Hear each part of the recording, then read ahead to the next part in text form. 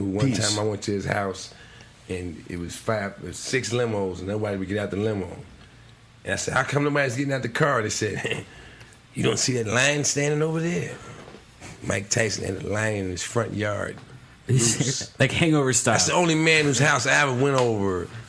There was a lion in the front yard, loose. Wow. And he was on the steps like this with a heavyweight belt. What? What? What? How come nobody wants to get out the car and play with my cat? He was like, no, man, God. No, that's not a cat. That's a lion. That's fucking real. Oh my God. Mike Tyson had a lion. A male lion or a female lion? That's awesome. With a mane, a lion in his front yard, loose. Holy shit. It was walking. When it comes to crazy stories, no one has more than the legendary Mike Tyson. During the 80s and 90s, he was known for having one of the most insane lifestyles. Over the years, dozens of celebrities have stepped forward and shared their unique Mike Tyson stories. During a conversation with Ellen, Jamie Foxx shared a story about the time he first met Iron Mike Tyson. Let's just say that the situation was a little bit intimidating. And I get to my Mike Tyson joke, and we in the hood at this hood club. I get to my Mike Tyson joke, I'm about to kill it, and it's complete silence. Because Mike Tyson is in the audience. No one's laughing, and then a dude who I still know to this day yelled out from the back, Mike Tyson's in here. So, and everybody, and then some black girls in the front talking about, what you gonna do, Jamie? You gonna tell the joke? You gonna tell your little joke now, Jamie? I'm like, don't get him upset, you know? I'm just trying to do. So then the dude said, Mike said, do the joke. And it better be funny. I'm like, oh, snap. So I do the joke. The joke was funny. I get a standing ovation. All of a sudden, Mike Tyson runs up to him. Hey, you're so funny. You're crazy. Come here. I want to hang out with you. Mike Tyson loved to party. And one of the things he would do at his wild parties is engage in the use of substances such as coke. The next story was shared by Steve-O, who you might remember from the Jackass crew. In a candid interview, he shares his experience with the white powder and Mike Tyson in a bathroom. You gotta check this out. And Mike Tyson opened it. And I was like, hey, is it cool if I come in? And I remember he swung his fist past me and hit me in the back of the head, knocking me get in here, yeah, get in here. And then he's like, you got any coke? And I was like, yeah, dude, I have a lot. Yeah, we locked ourselves in this bathroom and just you and Mike Tyson? Just me and Mike Tyson. And we went through all of it. Him smoking it. He made it work, he smoked the whole thing. And I was just generally fascinated. And I just let him just keep doing it. And I'm snorting it and he's smoking it and until it was all gone. Ooh. Steve-O's story scratches the surface of Tyson's history with the white powder. Reportedly during a flight, Tyson consumed cocaine and, under its influence, became increasingly agitated with Don King, whom he felt had manipulated and exploited him for financial gain. Tensions between the two had long simmered, with Tyson feeling betrayed by King's alleged mismanagement of his finances. Fueled by anger and drugs, Tyson assaulted King mid-flight, an outburst that underscored the boxer's deep frustration and inner turmoil during his career. It's no surprise then that Steve-O would later run into Tyson under different circumstances. In 2008, I was locked up in a psychiatric ward, and lo and behold, Mike Tyson showed up as a patient. And this time I pitched to him that I wanted to have him hold his fist out and me run into his fist with my face and try to give myself a black eye.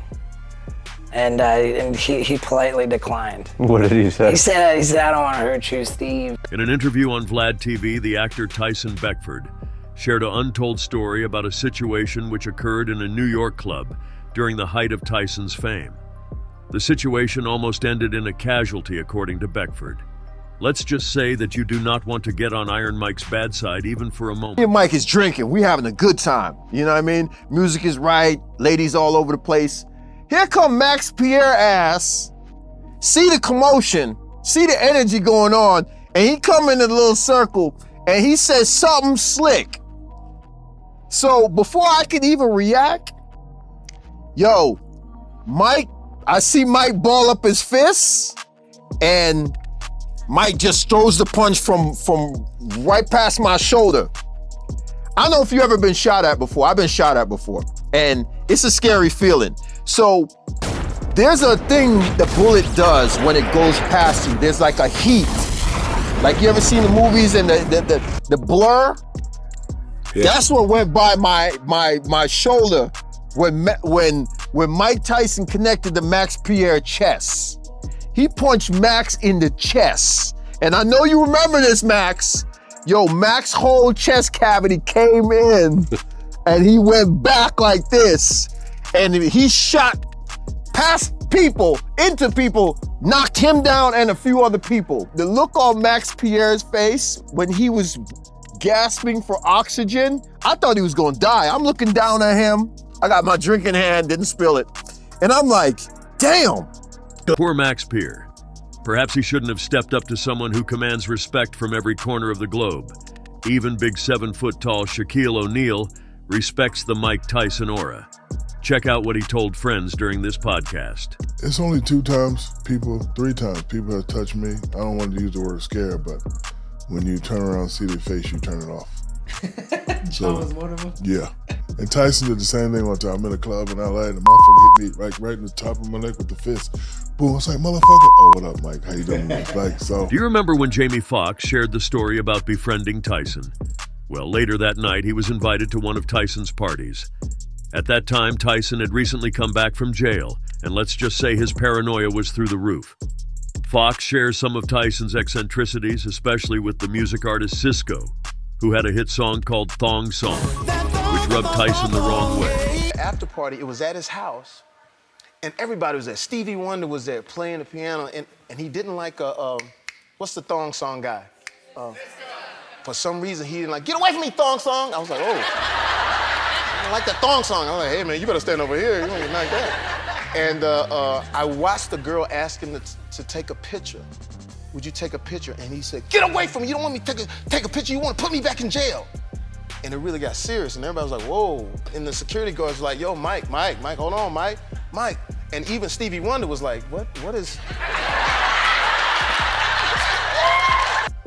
Earlier, we showed a clip of Charlie Murphy talking about Mike Tyson's lions.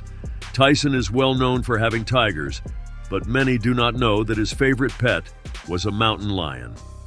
Tyson, who loves animals, started off with a love for pigeons. Growing up in Brooklyn, he found solace in caring for pigeons, and they became his escape from the harsh realities of his early life. Tyson often recalls how pigeons were his first passion, even sparking his initial fight when a neighborhood bully killed one of his birds. Over the years, his love for pigeons remained constant, and he continued to raise them as pets. For Tyson, pigeons represent peace and loyalty, and caring for them has been a therapeutic outlet. When talking to Joe Rogan, Tyson gave some rare insight into the difference between having lions and tigers, insights that only someone who is really about that life can share. I let them bite me in my legs. And you're just playing. Yeah, but they could pierce my skull. Jesus. How big did they get? 600, 500. That's when they're eating good, man. That's when they're eating good. But you never felt nervous around them, or you never felt like they might kill one of your friends accidentally? Definitely one of my friends and my family members. You know, the relationship with tigers and stuff are different than with lions and stuff. Mm-hmm. Lions are like dogs and stuff. They like hanging out with family, but tiger only hangs out with you. Oh, really? And yeah, only with you. And you better hope he doesn't like one of your children, because then you can't play with your children. He might kill you. Oh my God! It's crazy. That's what the tigers are crazy. They get attached to one person. Oh they're my not God. They're not no family people. During his peak, Tyson was worth over $300 million. So when it came to spending his money, he was not in the slightest bit shy. Here is how he spent his money on his tigers. Dude, when you weren't around, like if you had to leave, if you had to go to camp, if you had to do anything, like what did you do with the cats? They came with me. Really? They traveled with you? I had 18 wheels. I had big trucks. Whoa. With them and K, they had big. They live big, baby. You know, I'm the heavyweight champ of the world. They live big. When I go somewhere, they go with me. I would have the trucks. I would always have the encavement already built at the house. Mike Tyson and Fat Joe share a deep friendship built on mutual respect and shared struggles. Both grew up in tough neighborhoods, Tyson in Brooklyn and Fat Joe in the Bronx. During an interview with Tyson, Joe shared an interesting story about a situation which happened in New York during Tyson's prime. Well, you know about that time you saved me and Big Pun's life? Pun was like, yo, twin, just me and you, let's go to the tunnel. So he started arguing with this one bouncer, but they had like 8 bouncers. So I grabbed him for 1 second. I said, you do know we're gonna get fucked up. They gonna beat the shit out of us. Fuck them niggas, Joe. And out of nowhere, they're about to beat us up, and you hear a voice. Hey, yo, Joe, Pun's right. Fuck these niggas. We turn around, it's Iron Mike Tyson. He got the kufi on, suit on, taking off his Gucci loafers. He wound up chasing the guy, the main guy who was gonna beat us up. Cock Diesel, 7'4". Mike was chasing him in his socks out around the car, trying to beat the guy up. This is the most classic moment out the whole shit. The guy looked at me. The guy was gonna beat us up. I said, yo, please tell him to stop. They did not want hands with Iron Mike. I was a different person back then. He said, yo, and I know this is a family program, and I know some children may be watching. He said, I wasn't gonna let him do my like she was doing. So I told him I wasn't feeling good. During the 90s, Mike Tyson was known for having a ravenous appetite for nighttime activities. Some of his stories are so shocking that they cannot be shared on YouTube. Recently, however, an insider who knew Iron Mike during his prime decided to come out with a rather interesting story. On the Art of Dialogue podcast, Gene Deal, who is known for being the bodyguard of the notorious P. Diddy, revealed a startling story about Mike. According to Deal, the event took place during the height of Mike Tyson's popularity in the mid-90s. Tyson requested 2 ladies to attend to him in his New York apartment. What type of ladies, you ask? Professionals. Deal waited downstairs and was surprised to see one of the girls return to the street after only 20 minutes. And I said, what happened? She was like, nothing. I said, yo, I thought he wanted 2 girls. I said, I knew he couldn't handle 2 girls, but why he wanted 2 girls? He had other people up there? She said, no, it was just him. And I was like, yeah? I said, what happened? She said, he gave each one of us $1,500. And he said, yo, Gene, he just tore into that girl like crazy, like an animal. I was like, yeah? He said, yo. And the girl, who was shocked by the animalistic display Mike Tyson put down on her friend, and decided to not participate in the activities. It turns out that Mike Tyson used to be a pure menace when it came to the ladies of night of various kinds. In 2012, whilst promoting his Undisputed Truth speaking tour, Mike Tyson made a startling confession about his former obsession during a live broadcast.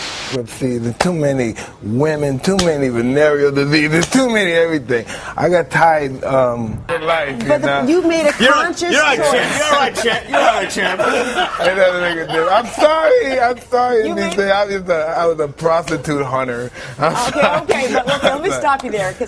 Those who know Mike Tyson understand that he is one of the most honest and vulnerable human beings to ever hit the celebrity stage. This confession of his prior addiction simply represented one of the demons he likely had to overcome throughout the years of his transformation. But what started this animalistic desire for ladies of the night? It's likely a combination of upbringing and genetics. In his biography, The Undisputed Truth, Tyson shares an interesting story which exposed how early he was introduced to the world of escorts. It's funny that they make a big deal about Kanye West dressing up his women. I did the same thing. I always liked to dress my girls.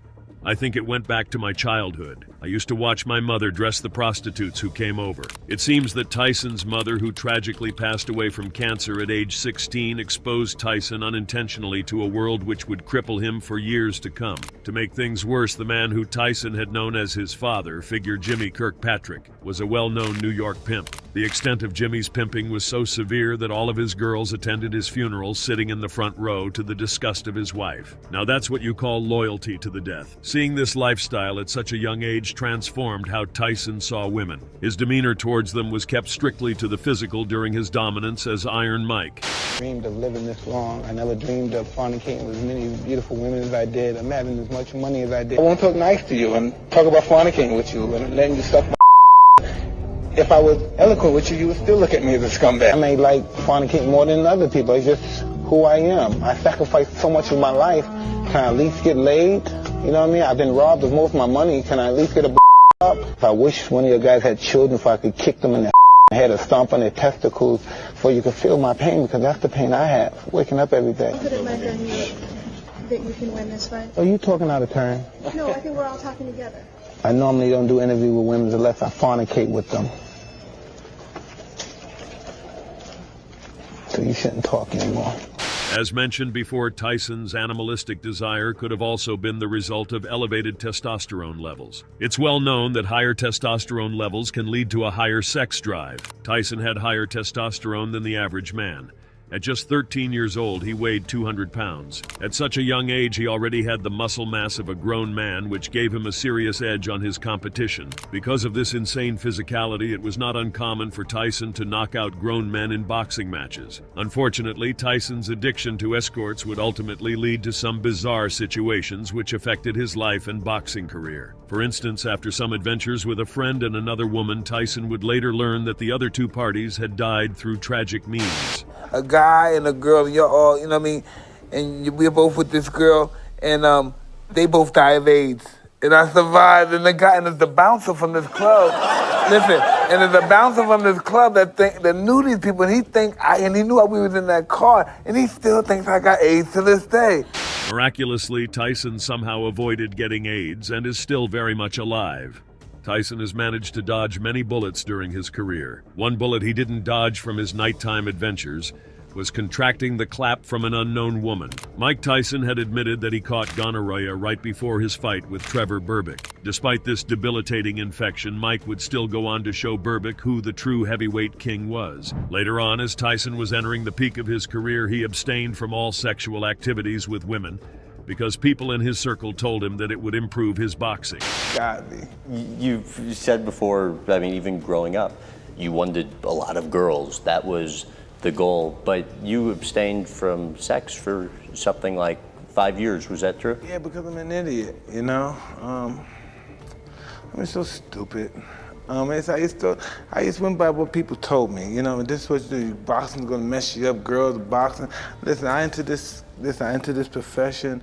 Years later, Tyson would admit to Joe Rogan that he believed the art of retention before fights was a complete waste of time. It seems that Tyson has now changed his stance because rumors have it that leading up to his fight with YouTuber Jake Paul, he has decided to be celibate. Could this bring back the legendary power of Iron Mike? Let us know what you think in the comments. I think everything goes. Your house was the first house that there was a full-fledged nightclub. The guy I bought it from, he was in prison. He had bankrupted the state of Connecticut. He bankrupted the state of Connecticut? Yeah, that's why he put so much money in that house, because it wasn't coming out of his pocket. He just laid it down. Got the firing range in there. You got the bowling alley? No bowling alley. There no bowling alley? Strip club. Yeah. Firing range, the indoor pool, the outdoor pool. When I was a little kid, I used to read about all these guys, Errol Flynn, all these guys, how these guys used to party in the 20s. I must have passed it. Mike Tyson, the heavyweight champion of the world, was known for his punching power and presence in the ring. But outside of boxing, Iron Mike was also infamous for his crazy spending habits and love of luxury. And these are the most crazily expensive things that Mike Tyson owned. All right. Mike Tyson didn't just wear jewelry, he adorned himself in it.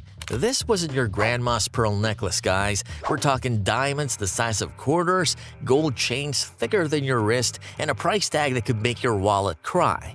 Imagine dropping $100,000 a month on jewels. That's not a typo, guys. $100,000 every single month. Mike wasn't just wearing jewelry, he was building a fortress of diamonds. Rolex watches that could buy a house, chains so heavy they needed their own zip code, and enough bling to light up a disco ball.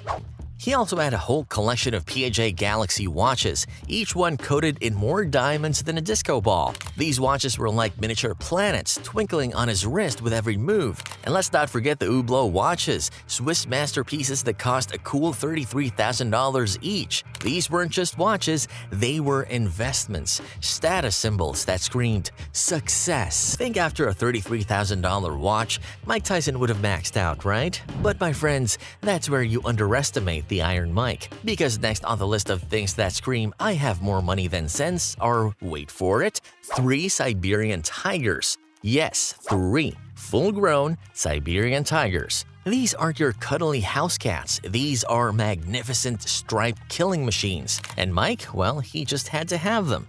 Now, I'm all for exotic pets if you can handle them, but tigers in your mansion? That's some different level of craze. Let's just say the upkeep on these beasts wasn't exactly pocket change. We're talking $70,000 a pop for each tiger, which means this whole tiger adventure cost a whopping $210,000. That's enough to buy a fleet of luxury cars, a private island, or, just about anything that screams luxury. Yeah, I'm aware. How was that? It was beautiful. How'd you get them? Okay, yeah. Black market. This guy was selling me, I said, I could get a full grown one for $70,000, and I could get a small one for like $50,000. Oh, God. And so I got the baby. Yeah.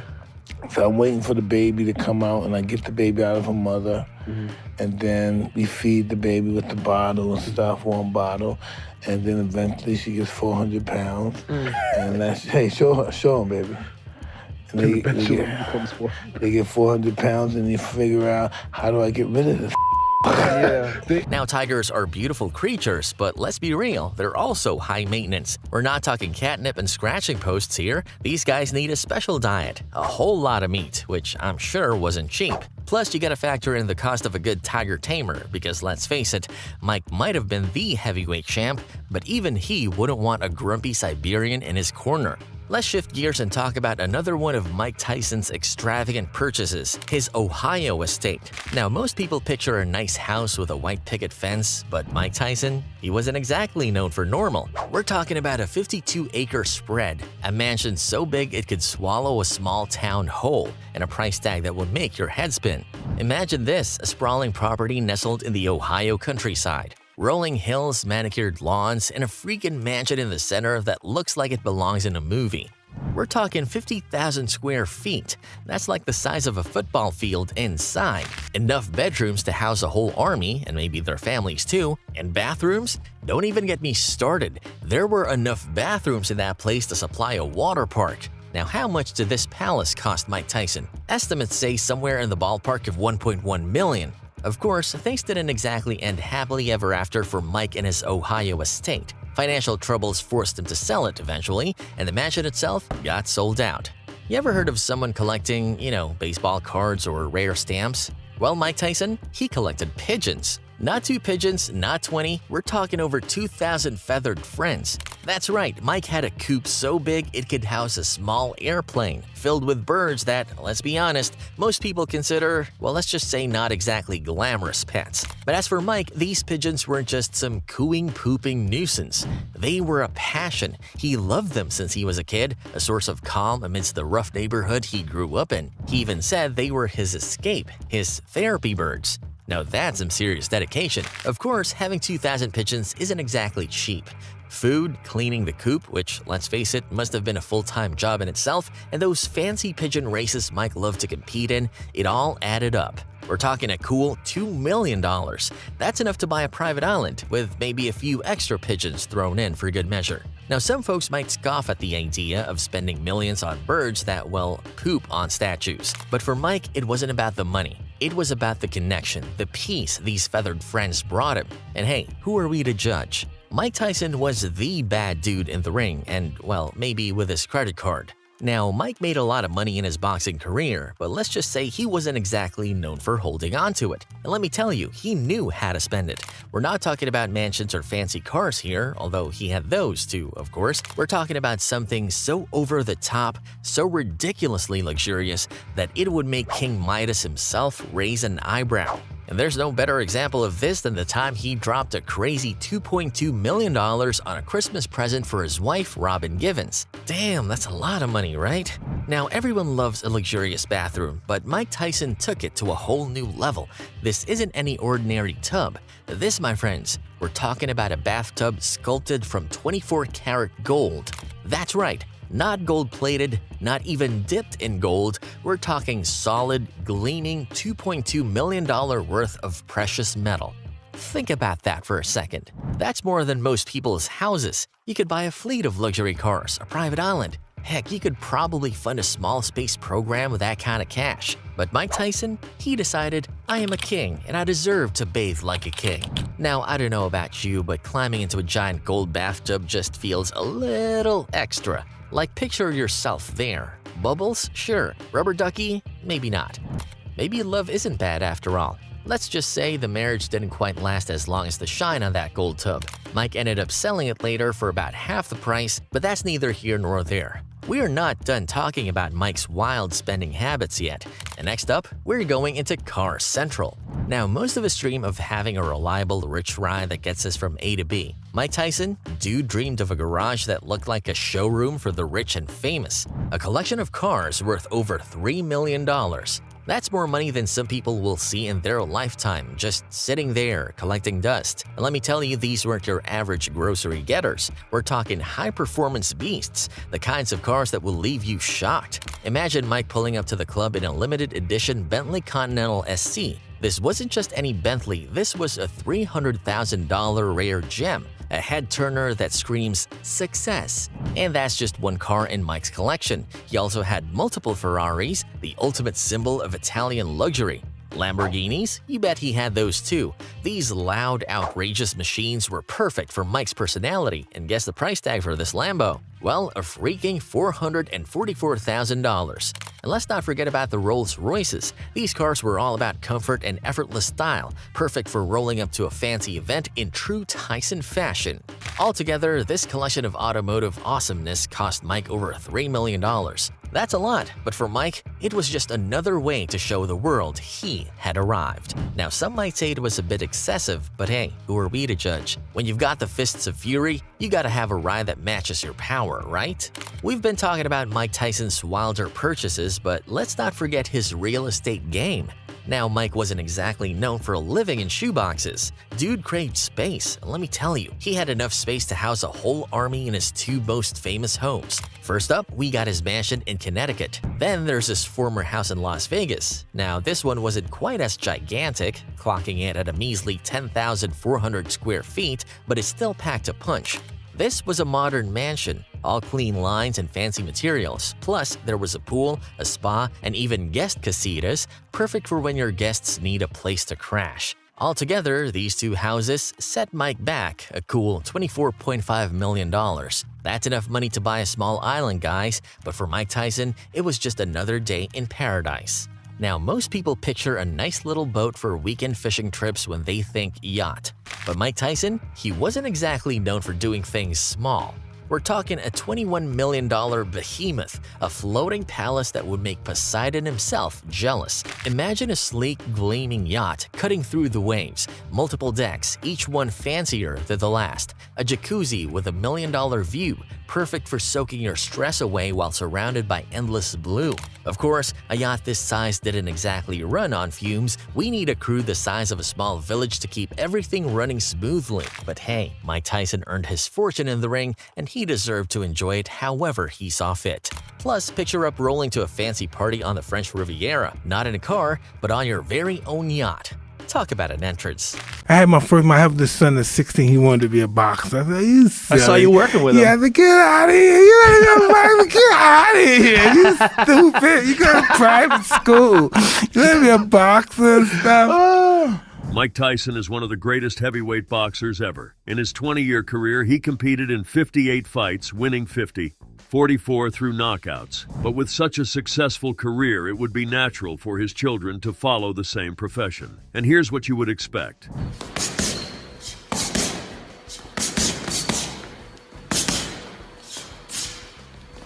But as people would often say, the reality is often very disappointing. Maybe not so disappointing in this case. Well, as for Tyson's sons, their story is entirely different. What kind of life have they chosen, you ask? The exact opposite of who Tyson was during his early days. And surprise, Mike supports this. In fact, he does not want his boys close to the boxing ring because, according to him, they're not built for that kind of life. Pretty much. They don't got the heart. Maybe for some other kind of fighting, maybe political fighting, maybe medical fighting, maybe activist fighting. But as far as just putting your blood on the line, you know what I mean, in front of millions of people, no, they don't have that kind of stuff in them. Tyson has 7 kids, of which 3 are boys. First up, we have Amir Tyson. Next, we have the musical son Miguel Tyson. And finally, the youngest Morocco Tyson. Unlike the story most would expect, Tyson isn't pushing his kids towards the sport. In fact, There's a hint of fear in his voice when they mention it. It's not a lack of faith in their talent. Tyson himself rose from the rough streets of Brooklyn and trained himself into a champion by Cus D'Amato. Imagine a kid who's used to private schools, European vacations, a life of comfort. Can that same kid embrace the discipline, the physical toll, the mental fortitude needed to step into the squared circle? Tyson, on the Joe Rogan Experience, playfully yet firmly told his son, "You go to private school. You can't be a boxer." Boxing's for when you have nothing. Yeah. When you do boxing, when you just had nothing, because that's a lot of dedication. That's a lot of pain. That's a lot of aggravation. A lot of, it's really just discovering who you are. And that one time, Mike's eldest son Amir showed interest in boxing, even opting to fight the popular Logan Paul. Guess what happened? Tyson shut down the idea entirely. Mike, none of your kids have had an interest in boxing. I have my kid, the old one. He's 24. He wants to do this so bad. He wants to box. So bad. I said, man, just chill the out, okay? He wants to fight Logan Paul and those guys. Oh, he wants some of that. Oh. He wants to do that, but I said, man, just get a job. You're getting your real estate license, man. Just chill out, man. Why can't you take advantage of your lightweight wealthiness? Just chill. You don't want none of that heat, man. I'm telling you.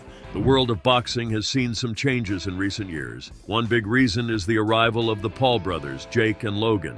They're YouTube stars who started boxing in 2018 and have been shaking things up ever since. But Tyson says, no way. Instead of becoming a boxer like his father, Amir Tyson chose a different path. He went to college at the American University in Washington, where he studied broadcast journalism and history. After graduating, Amir got an internship with ESPN in 2007. He still works with the sports network, but that's not all he's done. Amir also started his own company called Debonair Attire, which makes high-end clothing. Now check out this old clip. I'm just happy to be talking with you, Bobby Ches, Jim Brown. It was just happy seeing you guys across the table. Hey, baby, be a good boy, okay? Bigger, you're going to talk to these guys one day. This is Miguel Tyson. Yeah, he's going to be a great fighter one day.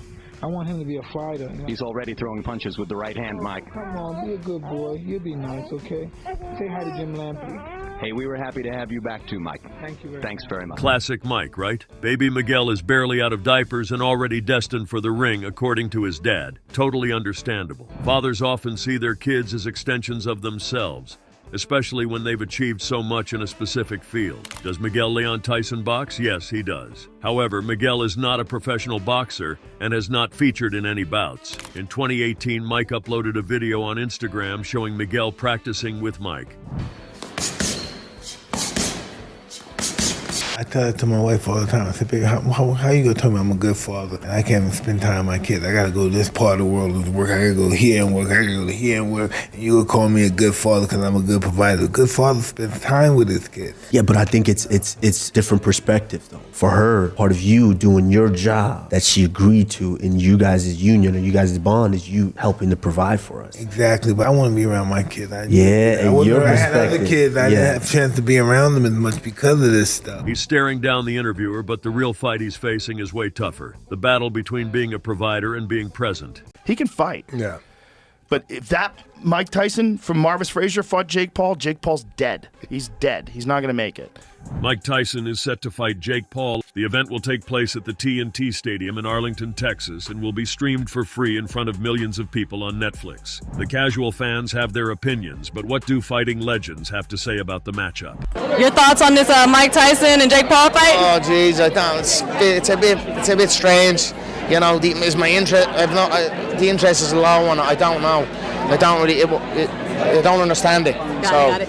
Conor McGregor would later go on to explain how he feels a sense of regret for popularizing the influencer-style boxing matches. Ever since his record-breaking fight with Floyd Mayweather, a fight which would blast Conor into the stratosphere and make him an extra $100 million, influencer boxing has blown up. We have seen Logan Paul take on Floyd, Jake Paul fighting retired MMA veterans, and even Francis taking his shot at heavyweight boxing champions. Despite how fun these matchups might be, they do take away from mainstream boxing. We just got announced Mike Tyson's going to fight Jake Paul. Is this a world that you would For step sure, into? yeah. Right. Well, look, we kick-started that. It was the first crossover event in combat When you sport. fought Floyd, right? When I fought Yes. Floyd. It was kind of the opening of that. There's more people watching boxing now than were 5 years ago, and I think these guys are a big part of that. Oh, for sure. Hustlers, and they played a great game. Next up, we have Canelo Alvarez. Canelo is a professional boxer known for his impressive skills and power, with titles in 4 weight classes: light middleweight, middleweight, super middleweight, and light heavyweight. He's one of the sport's top pound-for-pound fighters. Canelo turned professional at 15 and quickly rose through the ranks, defeating many notable opponents. So when asked about his opinion about Mike Tyson versus Jake Paul on the Lewis Howes podcast, people were shocked by what Canelo had to say. It's hard to say, but you know, it's risky for Mike Tyson. Really? For Why? sure. Yeah, because he's 57 and 58, I don't know. When asked who a harder fight between would be the two for him, Canelo explained how he would only face a challenge if he had to fight both of them at the same time. What does the man who beat Canelo have to say about the fight? Floyd Mayweather was in the news recently for confronting Jake Paul outside a basketball game. The footage, which was caught by TMZ, went viral all over the internet. What's your name with the camera? Oh, he got camera too. So who you supposed to be? I'm just working, man. What happened? You're not tough anymore since your loss? What happened since your loss? Yo, we gonna bust him up, guys? I told you before, put that Yo, camera let's down. bust him up. Oh, he's running! He's running! Look at him!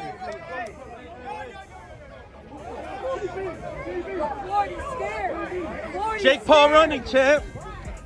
Why is he running? Floyd is not a fan of Jake Paul, but he had some very interesting things to say about Jake's chances of winning a fight against a real boxer such as Mike Tyson. There's no way he would get demolished, but for what he's doing, as long as they keep getting YouTubers and putting him in with MMA guys who are over the hill, he is going to continue to shine. It's interesting to see that Floyd and Jake have beef, because it wasn't too long ago when Mike Tyson had some serious beef with Floyd over his comments on the legend Muhammad Ali. When Mike was told that Floyd had said he was greater than Ali, he had nothing but bad blood for the undefeated boxer. He's very delusional, Tyson said of Mayweather.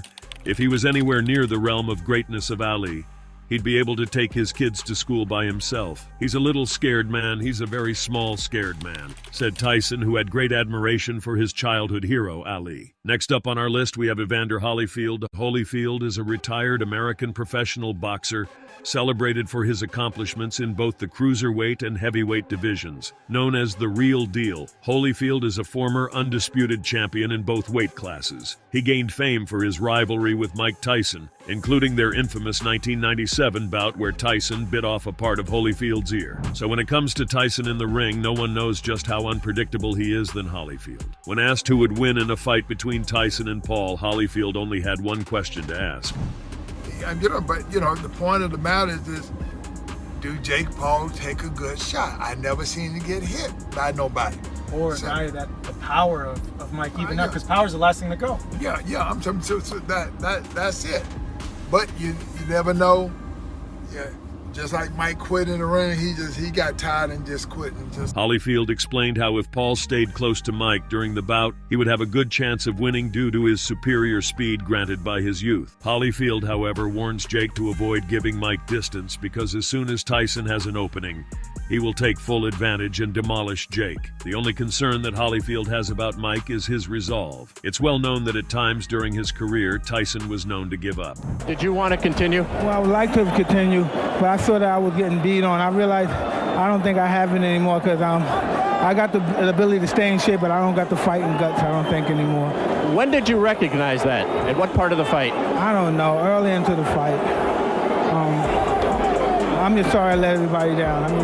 I just don't have this in my heart anymore. This fear has been broadcasted by many other boxing icons, including Tyson's old trainer, Teddy Atlas, who believed Tyson should not be referred to as a legend because he has never been in a true fight. In an interview, Atlas had the following to say about Tyson: he wasn't tested, but he might have been ready to be tested that one night against Michael Spinks when he took him apart in 90 seconds. I think I saw a great fighter that night. I don't think you can be great unless you have all the requirements of being great. Do you agree with Teddy's comments about Mike not being great because he was never tested? Let us know in the comments section. One boxer who had some interesting comments about the matchup was Tyson Fury. Tyson Fury has had a deep history with both Jake Paul and Mike Tyson. The heavyweight champ was named in honor of Mike Tyson by his father, Big John Fury. His younger brother, Tommy, who became famous through the TV show Love Island, previously beat Jake Paul in a close boxing match. Another connection came through Fury's close bout with the former UFC heavyweight champion Francis Ngannou. Tyson was one of the trainers of Francis. Many believed Francis was screwed over by the judges in the fight and surprised everyone with his performance, perhaps partly due to Tyson's influence. Here is what Fury thinks of the matchup. Tyson, what's your thoughts on Jake Paul? Mike Tyson, obviously Mike's someone you've got great respect for, one of your heroes. Jake obviously boxed Tommy. Yeah, I think it's a fantastic event. Anyone who don't think it's a fantastic event is jealous. Mainly people who ain't getting paid from it will be jealous, obviously, because it's not them. So they'll be probably speaking bad about it, but obviously I'm not involved in it, I'm not getting paid from it, but I can see a massive event on a large scale when I see it, and I can appreciate that. I appreciate Mike performing at his age, and I appreciate Jake performing and bringing so many eyeballs to boxing. Choosing to focus on the financial aspect of the fight, Fury believes the fight is a great thing for the world of boxing. In the same interview, he would go on to say that Paul was actually better for boxing than the likes of Gervonta Davis due to the number of eyeballs he brings to the sport. Who do you have winning the bout and why? Let us know in the comments and give us a subscription, and take care.